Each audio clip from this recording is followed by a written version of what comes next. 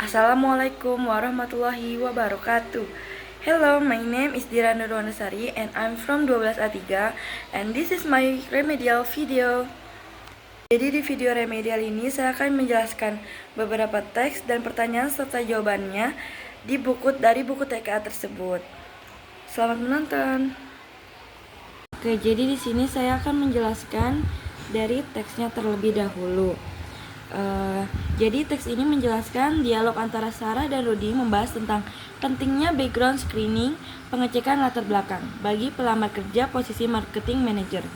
Rudy awalnya menganggap pengecekan itu hanyalah formalitas. Sarah menjelaskan bahwa hal itu penting untuk memastikan kebenaran informasi di resume dan mencegah risiko seperti penipuan atau pelanggaran. Akhirnya Rudy setuju bahwa langkah itu penting demi keamanan dan reputasi perusahaan. Teks ini kata sulit menurut saya adalah fraud, yang ternyata artinya adalah penipuan, dan theft artinya pencurian. Dan ada lagi yaitu reliable, yang ternyata adalah dapat dipercaya. Selanjutnya itu ada teks nomor 1. Nomor 1 itu pertanyaannya adalah why did Rudy look over the application? Dan saya menjawab yang D, yaitu he reviewed the application for a job position. Dan saya menjawab ini karena di awal dialog Sarah berkata, Rudy, have you looked over the application for the marketing manager position? Yang artinya Rudy meninjau atau memeriksa lamaran pekerjaan, bukan melamar, mengedit atau menyetujui screening. Dan yang kedua yaitu adalah the dialogue many talks about. Saya menjawab why background screening is necessary. Karena seluruh percakapan fokus pada alasan mengapa background screening penting untuk memverifikasi kebenaran informasi, mencegah risiko, dan melindungi perusahaan. Pertanyaan 3 yang nomor satunya benar karena Sarah bilang screening memastikan informasi di resume akurat. Yang kedua salah karena Sarah bilang wawancara saja tidak cukup. Dan yang ketiga benar, Rudy menyebut screening membantu mencegah masalah di masa depan. Dan yang keempat salah karena jelas perusahaan tidak akan mempekerjakan kandidat dengan latar belakang buruk. Dan yang kelima salah karena Sarah mengatakan kebanyakan bisnis menganggap ini langkah penting, bukan sepele. Nomor 4 yang benar adalah education, previous jobs, and criminal records. Yang pertama education karena memastikan gelar dan pendidikan dari pelamar tersebut. Dan yang kedua itu previous jobs, betul, karena memverifikasi pengalaman kerjanya. Dan yang ketiga criminal records, yaitu melindungi perusahaan dari risiko seperti penipuan atau pelanggaran hukum. Teks kedua, cerita ini membahas cerita rakyat Indonesia seperti Roro Jonggrang, Danau Toba, dan Batu Badaong yang mengajarkan nilai moral seperti menepati janji, tidak serakah, dan menghormati orang tuanya. Kata sulit menurut saya adalah folktale, yang artinya ternyata cerita rakyat, dan decadeful, yang artinya curang. Dan selanjutnya pertanyaan nomor 5 ini adalah why do many folktales involve magical events of transformation? Jawabannya D, to symbolic values, belief, and consequence of human action. Karena peristiwa ajaib dalam cerita rakyat melambangkan nilai dan akibat dari tindakan manusianya. Pertanyaan selanjutnya adalah identify the similarities between the story Roro Jonggrang, Lake of Toba, and Batu Badaong. Take in the similar aspect, you can see more than one aspect. Jadi jawaban saya adalah cultural, supernatural elements, and include on and transformation. Saya menjawab ini karena tiga-tiga cerita memiliki tokoh manusia dengan sifat tertentu, mengandung unsur gaib seperti kutukan dan keajaiban, dan berakhir dengan perubahan bentuk jadi batu, ikan, atau tempat. Selanjutnya adalah identify the correct statement reflecting the speaker's point of view based on the dialogue. Take in the true or false column for each statement. Jadi yang pertama betul karena Namira bicara tentang asal Danau Toba, yaitu origin of place. Yang kedua betul karena Mike bilang kita harus menghormati orang tua. Dan yang ketiga salah, justru Timothy bilang mereka serakah dan menipu, jadi tidak bijak. Yang keempat, betul, karena Mr. Bima menegaskan nilai moral masih relevan. Dan yang terakhir, betul, karena semua pembicara sepakat bahwa cerita rakyat mencerminkan perjuangan manusia seperti kejujuran dan ketaatan. Lanjut ke teks 4. Jadi cerita ini menjelaskan langkah-langkah membuka toko barang bekas atau thrift store, mulai dari menentukan jenis usaha, mengurus izin, memilih lokasi, menata toko, mengatur stok barang, mempekerjakan staf, hingga promosi pembukaan toko. Tujuannya adalah memberikan panduan praktis bagi orang yang ingin memulai bisnis kecil menjual barang bekas. Jadi menurut saya di teks 4 ini kata sulitnya yang pertama adalah ada grants yang ternyata hibah, dan tax exemptions yang artinya pembebasan pajak, and a lease yang artinya sewa, dan ada curbside atau curbside pickups yang artinya pengambilan di tepi jalan. Dan selanjutnya saya akan menjawab pertanyaan dari teks tersebut, yaitu pertanyaannya adalah based on the content and tone of the text, who is the most likely target audience for the text? Jawabannya adalah E. Individuals considering starting a small retail business with limited capital. Karena teksnya memberi langkah-langkah praktis untuk memulai bisnis kecil toko barang bekas, cocok bagi orang yang ingin membuka usaha sendiri dengan modal terbatas, bukan untuk pembeli, peneliti atau pejabat pemerintah. Jadi pertanyaan selanjutnya adalah identify the main points highlight in the text. The correct points you can take more than one point. Jadi jawaban saya di sini adalah create a store layout and organize merchandise and advertise the grand opening to correct customer and handle legal recruitment such a business license and tax. Kenapa saya memilih itu ketiga tersebut? Karena ketiga poin ini sesuai dengan isi teks. How to start a thrift store, yaitu menata toko, promosi, pembukaan, dan pengurus izin usaha. Sedangkan poin seperti collaborate with luxury brands and develop a strategy for digital products tidak disebutkan di teks. Pertanyaan selanjutnya adalah read the following statement about the idea of thrift shop. Identify whether the statement are fake or opinion. Take in the fake or opinion column for each statement. Jadi yang menurut saya fake adalah yang nomor 1 dan 5, dan opinion saya adalah 2, 3, dan 4. Karena apa? Yang fake itu berdasarkan data dari teks, sedangkan opinion itu mengandung pendapat atau penilaian saya pribadi. Kata seperti better, is, and help. Untuk teks 5, teks ini menjelaskan tentang kearifan lokal masyarakat Maluku yang disebut sasi atau peran kelompok kewang. Sasi sendiri adalah aturan adat yang melarang pengambilan sumber daya alam sebelum waktu tertentu agar tetap lestari. Sedangkan kewang adalah kelompok masyarakat yang menjaga dan menguasai pelaksanaan sasi. Mereka bekerja tanpa dibayar dan berperan besar melestarikan alam serta budaya Maluku. Dan kata sulit yang saya dapat dari teks ini adalah indigenous yang artinya penduduk asli, dan wisdom artinya kearifan, forbid artinya melarang, dan preserving yang artinya melestarikan, dan breaching yang artinya melanggar. Dan selanjutnya untuk pertanyaannya adalah what is sadi? Dan saya jawabnya a rule that forbids using natural resources before a certain time. Ya, karena jadi sasi adalah aturan adat yang melarang pemanfaatan sumber daya alam sebelum waktu tertentu. Makanya saya memilih jawaban nomor A, karena before a certain time yang ada di dalam teks itu. Pertanyaan selanjutnya adalah identify whether the following statement are true or false. Tick in the true or false column for each statement. Jadi pertanyaan yang pertama itu false karena sesi tetap penting untuk menjaga alam bukan hanya karena berencana.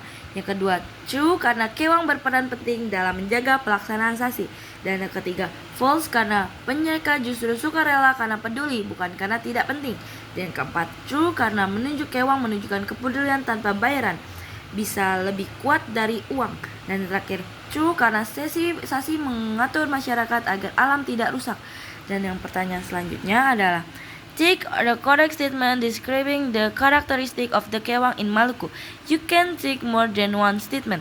Dan jawaban saya adalah kewang act as guardian of the event trucks customary law and can educate the community about land, the natural resource, dan kewang works voluntarily considering their role in calling from the heart. Kenapa saya menjawab itu? Karena kewang bukan lembaga agama atau pegawai pemerintah, tapi penjaga alam adat yang bekerja sukarela. Pertanyaan selanjutnya adalah categorize the following jobs into kewangs or marine police. Stick in the kewang or marine police column for each jobs. Dan yang pertama marine police dan yang kedua marine police, yang ketiga kewang, dan keempat kewang, yang terakhir marine police karena kewang bekerja berdasarkan hukum adat dan pendidikan lingkungan, sedangkan marine police menegakkan hukum nasional dan menangani pelanggaran laut. Teks ke-6 ini jadi cerita tentang sudut orang pertama.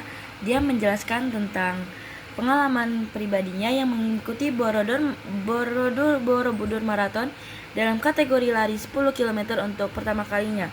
Awalnya ia gugup dan tidak yakin bisa menyelesaikan lomba, tetapi berkat dukungan saudaranya dan tekad sendiri, ia berhasil sampai garis akhir setelah menyelesaikan lomba. Ia bangga dan ingin ikut lagi karena pengalaman itu sangat berkesan. Jadi kata sulit yang saya dapat dari teks ini adalah yang pertama itu ada determination, yang ternyata adalah artinya tekad yang kuat. Dan yang selanjutnya adalah surroundings, yang artinya ini lingkungan sekitar. Dan untuk pertanyaan selanjutnya, take the correct information about Borobudur Marathon event. You can infer it from the text. You can take more than one information. Saya menjawab kedua jawaban ini karena dari teks banyak orang ikut dari berbagai kota dan tujuannya adalah pengalaman serta gaya hidup sehat, bukan kompetisi elit. Dan pertanyaan selanjutnya adalah identify whether the following the statement about the characteristic of the writer are support or not support by the text. Saya menjawab yang 1, 2, dan 4 support, dan yang 3 dan 5 no support. Karena penulis pertama kali ikut lomba, belum pernah sebelumnya, dan fokus pada pengalaman pribadi, bukan mengajak orang lain. Dan pertanyaan selanjutnya adalah which of the following best show of the writer experience was different from his brothers? Jawabnya B, karena saya menjawab itu karena pertama di teks menyebutkan bahwa saudaranya sudah pernah ikut lomba tahun sebelumnya, sedangkan penulis baru pertama kali. Dan pertanyaan selanjutnya adalah what the most likely to happen the writer after participating in the 2024 Borobudur Marathon? Saya jawabnya C, karena di akhir teks penulis berkata bahwa setelah menyelesaikan lomba ia merasa senang dan ingin ikut lagi karena pengalaman itu sangat berkesan. Untuk teks selanjutnya, teks ini menjelaskan tentang cara-cara untuk menjaga kesehatan mental. Jadi di sini diberikan beberapa tips agar mental tetap sehat. Dan dari teks ini, kata sulit yang saya temukan adalah yang pertama well-being, yang artinya kesejahteraan atau kesehatan mental dan fisik. Yang selanjutnya itu adalah assertive, yang artinya tegas dan percaya diri dalam menyampaikan pendapat. Yang selanjutnya adalah engage, yang artinya terlibat atau berpartisipasi. Oke. Untuk pertanyaannya, what is the main purpose of the infographic? Jadi saya jawabnya E, dari konteks soal berikut, karena jelas bahwa infografik tersebut memberikan strategis praktis untuk meningkatkan kesehatan mental. Tujuannya bukan hanya meningkatkan kesadaran, tapi memberikan cara-cara nyata untuk memperbaiki kesejahteraan mental.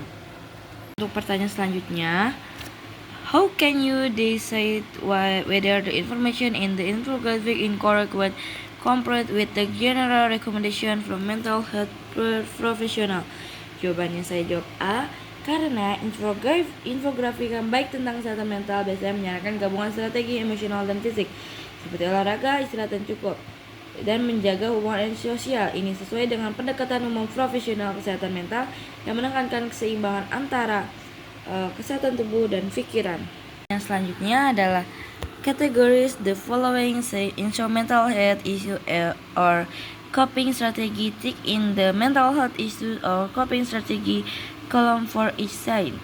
Jadi jawaban saya adalah 1, 2, dan 4 untuk mental health issue dan 3 dan 5 untuk coping strategy, karena pada teks yang mental health issues ini yang 1 dan 2-nya tanda-tandanya adalah masalah kesehatan mental, dan yang tadi 1, 2, dan 4, sekarang yang 3 dan 5-nya karena strategi coping, cara menghadapi stresnya. Dan selanjutnya adalah seek the correct effect can result in daily life from following the suggestion in the infographic. You can think more than one effect. Jadi saya jawabnya adalah 3, 4, dan 5, karena jika seseorang mengikuti saran dari infografik tersebut akan lebih kuat menghadapi stres, kesehatan fisik membaik, lebih peka terhadap pemicu emosional. Jadi seperti itu teman-teman. Jadi teks ini membahas pendapat seorang ahli gizi bernama Tim Spector yang mengatakan bahwa menghitung kalori itu tidak efektif untuk menurunkan berat badan. Ia menyarankan agar orang lebih fokus pada kualitas makanan bukan jumlah kalorinya. Ia juga menyebutkan bahwa kalori itu membuat organ merasa kelaparan, metabolisme lambat, dan akhirnya berat badan kembali naik. Selain itu, menilai label kalori di makanan bisa menyesatkan dan mengalihkan perhatian dari kandungan makanan yang sebenarnya.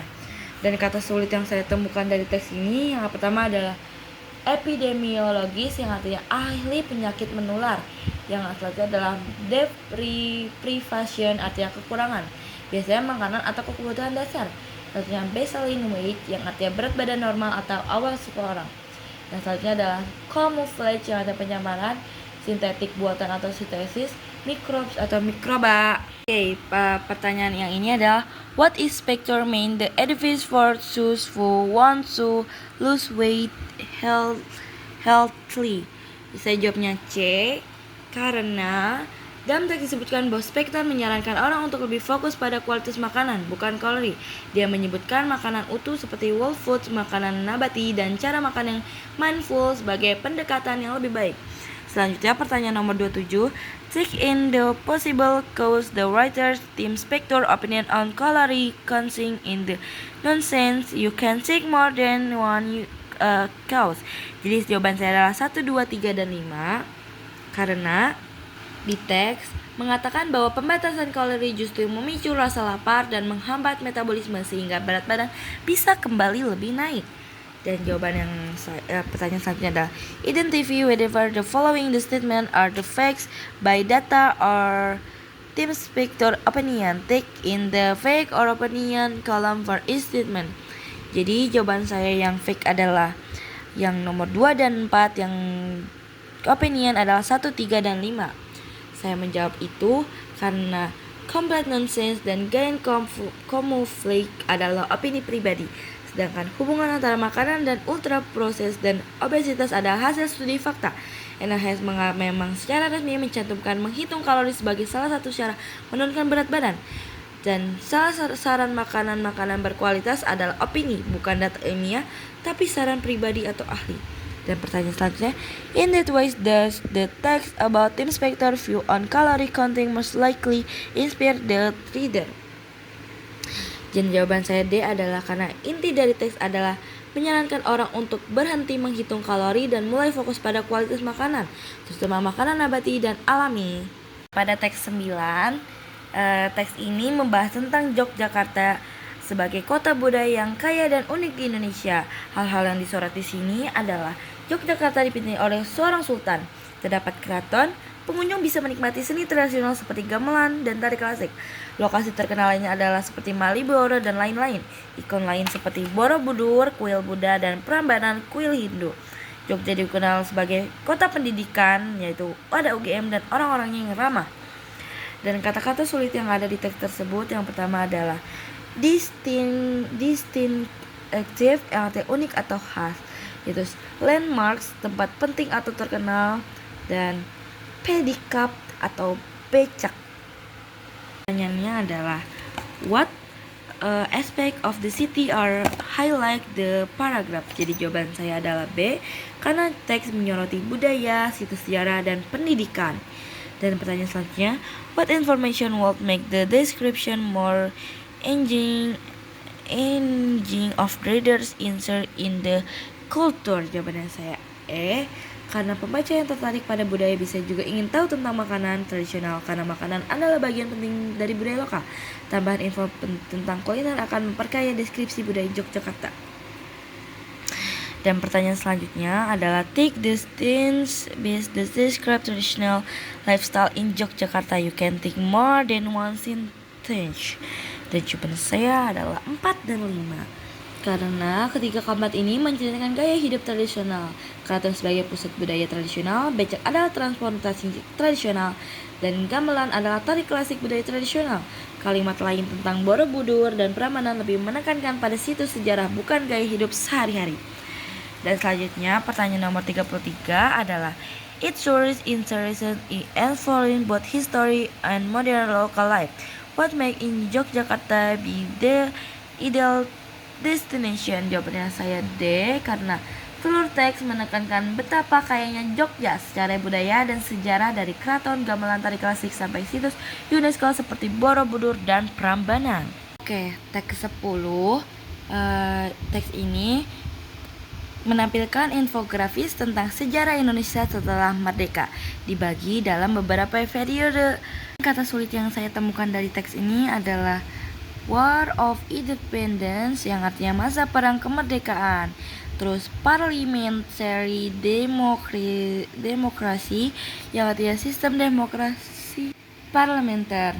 Dan yang terakhir adalah grounded demokrasi, yang artinya sistem otoriter di bawah Soekarno. Pertanyaan nomor 34 adalah how was an authoritarian rule in the period of New Order?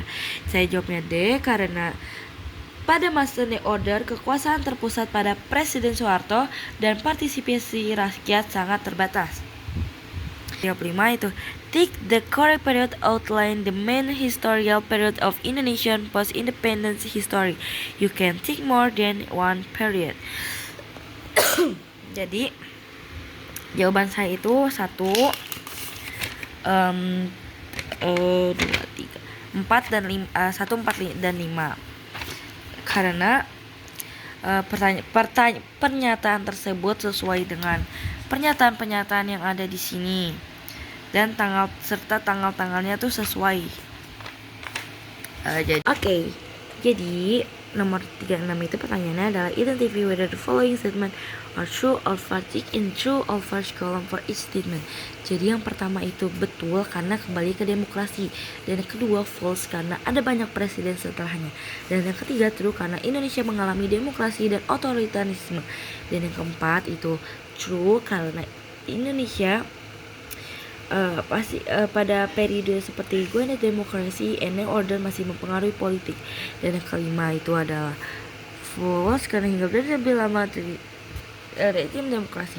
Dan nomor 37 itu adalah what factor contributed the effective implementation of democratic regime in the Indonesia in 1950 rather than in 1945. Jawaban saya ada E, karena demokrasi baru bisa diterapkan efektif tahun 1950 karena setelah kemerdekaan 1945 masih banyak konflik dan perjuangan melawan Belanda.